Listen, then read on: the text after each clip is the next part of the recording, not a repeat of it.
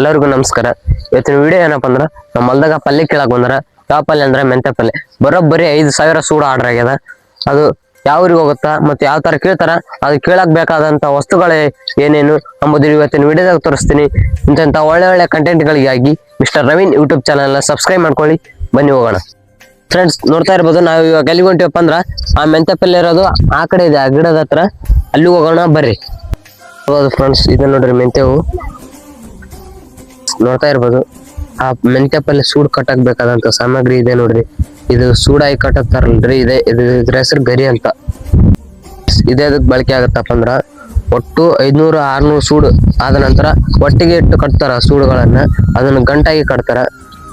Friends ನೋಡ್ತಾ ಇರ್ಬೋದು, ಪಲ್ಯಕ್ಕಿಂತ ಕಾಳುಗಳು ಬಂದಿದ್ದಾರೆ.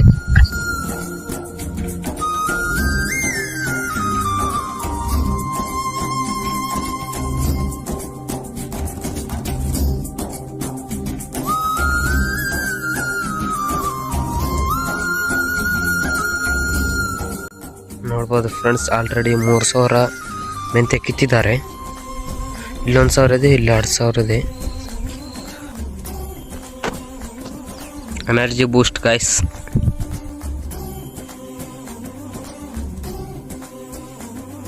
ನೋಡ್ತಾ ಇರ್ಬೋದು, ಗಾಡಿ ಪಲ್ಯ ಹಾಕ್ಯಂಡ್ ಹೋಗಿ ಬಂದೈತಿ.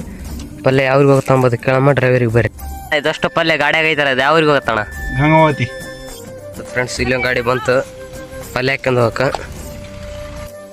ಫ್ರೆಂಡ್ಸ್ ಪಲ್ಯವನ್ನ ಯಾವ ರೀತಿ ಕೀಳ್ತಾರ, ಮತ್ತೆ ಯಾವ ರೀತಿ ಗಂಟನ್ನು ಕಟ್ತಾರ, ಮತ್ತೆ ಯಾವ ರೀತಿ ಗಾಡಿ ಒಳಗೆ ಆಯ್ಕೆಯನ್ನು ಕಳಿಸ್ತಾರ ಎಂಬುದು ಇವತ್ತಿನ ವಿಡಿಯೋದಾಗ ತೋರಿಸಿನ್ರಿ.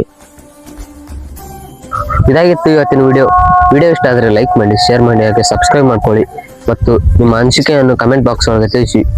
ಧನ್ಯವಾದಗಳು.